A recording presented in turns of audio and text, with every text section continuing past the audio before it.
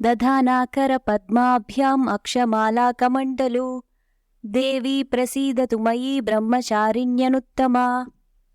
దేవి నవరాత్రులలో రెండవ రోజు పూజించే మూర్తి బ్రహ్మచారిణి, అంటే తపస్సు చేసి బ్రహ్మచర్యాశ్రమ దీక్షను పాటించేది అని అర్థం. పర్వతరాజైన హిమవంతుని ఇంట్లో పుట్టిన ఆ జగన్మాత బాల్యం నుండి శివభక్తి సాగరంలో మునిగిపోయేది. ప్రతినిత్యం ఆయన స్మరణే. ఇదిలా ఉంటే సతీదేవి దక్షయజ్ఞంలో పడి ప్రాణత్యాగం చేశాక పరమేశ్వరుడు బాధలో ఉండి ఏకాంతంగా ఉండిపోయేవాడు. తన కార్యాలను కూడా పక్కన పెట్టేసరికి ముల్లోకాల్లో అన్ని పనులు ఆగిపోతాయి.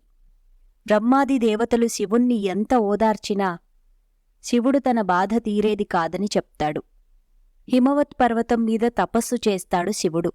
పార్వతి శివుని మీద భక్తితో అన్ని సపర్యలు చేస్తూ తపోసమయంలో అతడిని చూస్తూ కూర్చునేది.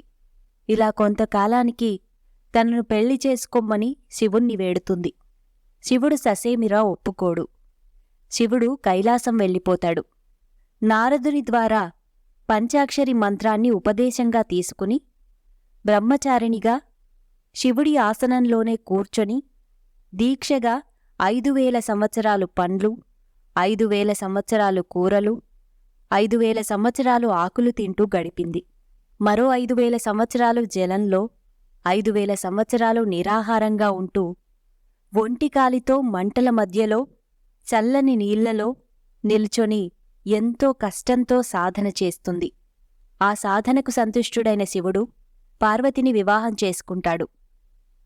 ఈ కథను విన్నవారికి అన్ని కార్యాలు సిద్ధిస్తాయి. ఇలాంటి విషయాలు మరెన్నో వినటానికి మా ఛానల్ని తప్పకుండా సబ్స్క్రైబ్ చేయండి.